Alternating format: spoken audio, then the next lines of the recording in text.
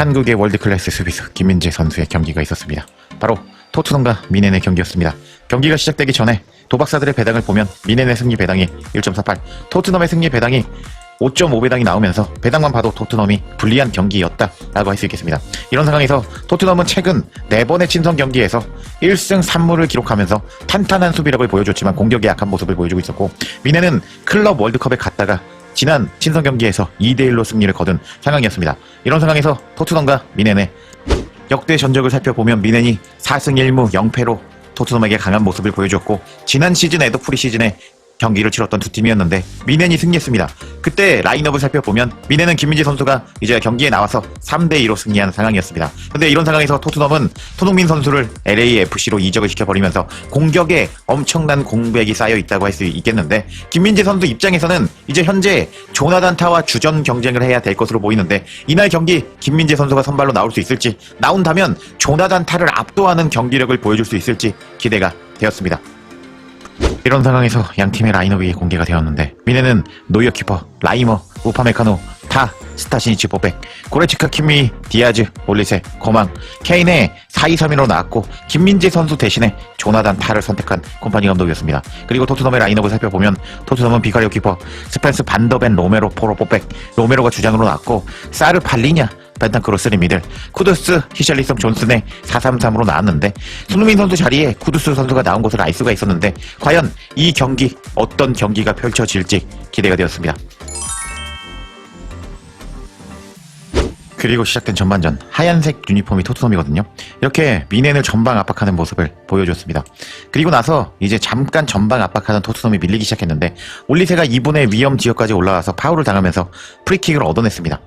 그리고 5분에 이제 쿠두스가 이제 개인기로 돌파를 하는 모습이 포착이 되었는데, 이제 쿠두스한테 2명이 달라붙었거든요. 여기 조나단 타, 그리고 스타시니치가 달라붙으면서 쿠두스는 막히는 모습을 보여줬습니다. 그리고 8분에는 다시 쿠두스가 개인 플레이를 보여줬는데, 이렇게 무게중심을 흔들어 버리면서 스타시니치를 제치고 크로스를 올렸는데, 이 크로스가 이제 정확하게 들어가지 않으면서 개인기까지는 좋았지만 크로스는 안 좋았다라고 할 수 있는 쿠두스였습니다. 그리고 나서 이제 미넨이 골을 넣었습니다. 올리세가 여기까지 내려와서 롱킥으로 앞으로 킥을 넣어줬는데, 딱 보면 아시겠지만 옵사이드거든요. 근데 이 경기는 VAR이 없습니다. 그래서 케인이 박스 안에서 공을 잡고 그대로 때린 슈팅이 그대로 들어가면서 12분 1대0으로 앞서가는 미넨이었습니다. 이렇게 골을 넣자 스카이 스포츠 역시 이제 미넨이 골을 넣었는데 이 경기는 VAR이 없다, 그래서 이것은 골로 인정됐다 하면서 미넨이 오늘 경기에 VAR이 없는 것에 대해서 혜택을 받았다라고 코멘트하고 있었습니다. 그리고 나서 미넨에서 데리고 온 팔리냐가 박스 안에서 이렇게 스타시니치를 걸어 버리면서 PK를 내준 토트넘이었습니다. 그래서 2대0으로 벌어지나 싶었는데, 지금 케인이 키커로 나왔는데 이렇게 미끄러져 버리면서 공이 하늘로 떠버리고 말았는데, 이게 프리시즌이기 때문이라고 생각이 됩니다. 아직 몸 상태가 올라오지 않은 케인인 것 같았다라고 할 수 있겠습니다. 그리고 나서 이제 토트넘이 최근에 키퍼가 롱킥을 차거든요. 롱킥이 들어왔고 이렇게 떨어져 나온 세컨드 볼을 타가 처리하려고 했는데, 이게 김민재 선수와 주전 경쟁을 해야 되는 타라고 할 수가 있는데 공을 걷어낸다는 것이 실수를 했습니다.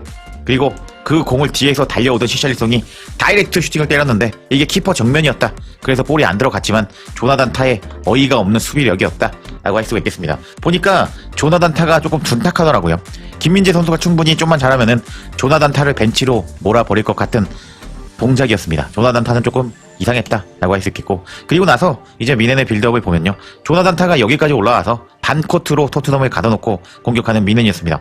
그리고 토트넘도 요번에 프랭크 감독이 오고 나서 수비가 단단해진 모습을 보여줬잖아요. 이렇게 박스 밖에서 버스를 2대 세우면서 이제 미넨의 공격을 잘 막아내고 있었습니다. 그리고 이제 33분에 또 오른쪽에 요번에 쿠두스가 나왔고 왼쪽에 존슨이 나왔거든요.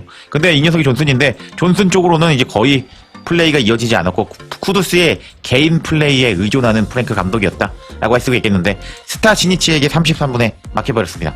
그리고 나서 이제 또 로메로가 벤탄쿠르에게 패스를 넣어줬고, 또 바로 벤탄쿠르가 히샬리송에게 패스를 넣어주고, 히샬리송이 공 잡고 이제 슈팅을 때렸는데 이게 키퍼 정면으로 들어가면서 오늘 2개의 유효 슈팅을 날리는 히샬리송이었습니다. 이렇게 경기는 계속 지나갔고 전반전은 1대0으로 끝이 났는데, 이제 로메로가 조금 팀의 주장이거든요 오늘. 그래서 심판에게 뭔가 불만이 있는 것을 표현하고 있었습니다. 아마 왜 VAR 없는데 저거 옵사이드인데 왜 골 인정했냐라고 항의를 하지 않았을까 생각이 듭니다. 여하튼 전반전의 통계를 보면은 미넨이 점유율 68% 먹고 슈팅 15개, 유효 슈팅 2개 날렸고요. 토트넘은 슈팅 2개 날렸는데 히샬리송이 날린 2개의 슈팅이 모두 유효 슈팅으로 기록이 되었습니다. 그리고 나서 양 팀의 평점을 보면요. 골을 넣은 케인이 평점이 높았고 올리세도 평점이 높았습니다. 그리고 토트넘 선수단에서 평점이 7점이 나온 선수가 없었죠. 그만큼 토트넘은 미넨과 같은 강팀을 상대로는 강하지 않은 모습을 보여주었다라고 할 수 있겠고, 그나마 쿠두스가 좋은 활약을 보여주면서 평점이 높았습니다. 그리고 존스는 진짜 안 보였는데 최하 평점을 받고 있었습니다. 그리고 조나단 타 역시 실수를 해서 그런지 평점이 낮게 받고 있었다라고 할 수가 있었는데, 손흥민 선수가 없는 토트넘은 위협적이지 않았고, 김민재 선수가 없는 미넨은 그냥 조나단 타는 충분히 김민재 선수가 주전 경쟁에서 자리를 뺏을 수 있을 정도의 선수로 보였다라고 할 수가 있겠습니다.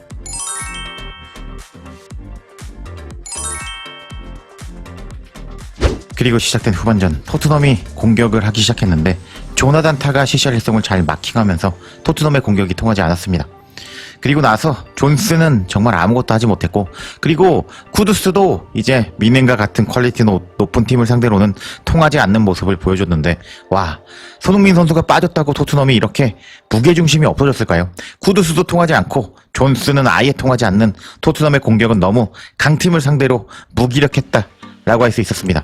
그리고 나서 토트넘이 털리면서 실점을 당하고 말았는데, 반더벤이 이렇게 스펜스에게 빌드업을 하고 있었습니다. 근데 그 빌드업에서 지금 미넨에게 끊기고 말았고, 스펜스가 공을 이렇게 뺏기고 말았습니다. 그리고 나서 코망에게 연결되었고, 코망의 왼발 슈팅이 이렇게 골대 안으로 들어가면서 한 골 더 벌어지는 토트넘이었습니다. 그렇게 2대0이 되었고, 이제 김민재 선수가 66분에 투입되었습니다. 그리고 나서 이제 히샬리송에게, 포로에게 이렇게 얼리 크로스가 들어갔고, 히샬리송의 헤더로 이어졌지만 골대 밖으로 나갔다. 이제 솔랑키가 부상으로 못 나오는 토트넘은 히샬리송을 중용하고 있었지만, 이제 토트넘이라는 클럽에 히샬리송을 주전 공격수로 쓰기에는 뭔가 많이 부족해 보였다. 프랭크 감독 큰일 났다 라고 할 수 있겠습니다. 그리고 나서 토트넘은 계속 실점을 당하고 말았는데, 이제 김민재 선수와 다양한 선수들이 교체될 때 17살의 카를 선수가 들어왔는데, 이 공격수가 가마찬 공이 그대로 들어가면서 3대0으로 벌어지는 토트넘이었습니다. 와, 토트넘이 이렇게 박스 안에 많은 수비진이 자리하고 있었음에도 불구하고 이렇게 가마차게 한 방에 털리는 토트넘의 수비는 약간 완성되지 않았다. 프랭크 감독 큰일 났다 라고 할 수 있는 장면이었습니다.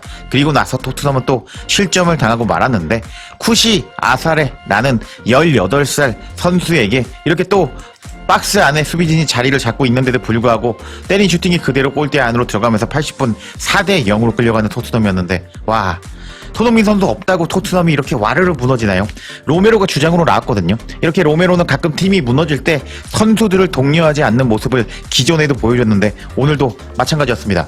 이렇게 토트넘은 4대0으로 패배를 당했는데, 토트넘은 정말 큰일 났습니다. 다음 주에 PSG와 슈퍼컵 경기가 있는데, 지금 이런 경기력이라면 이제 PSG에게 무조건 진다라고 할 수가 있겠죠. 그리고 오늘 후반 통계를 볼까요? 후반까지 포함된 통계를 보면 미넨이 슈팅 26개, 유효 슈팅 4개 날리면서 압도적으로 지배했고, 그리고 토트넘은 슈팅 7개, 유효 슈팅을 3개밖에 날리지 못하면서 오늘 토트넘은 경기력이 너무 안 좋았다. 프랭키 감독의 토트넘은 별로 적당한 전술도 보여주지 못했다. 아직 완성되지 않은 프랭크 감독이었다라고 할 수가 있겠습니다. 여하튼 프랭크 감독의 토트넘이 이렇게 완전히 미넨에게 박살이 나버리면서 토트넘은 앞으로 정말 큰일 났다고 할 수가 있겠는데, 이제 손흥민 선수가 나갔기 때문에 토트넘이 강등돼 버리는 건 아닐까요? 프랭크 감독의 토트넘이 이번 시즌 어떻게 될지 리그 시작과 동시에 지켜봐야겠습니다.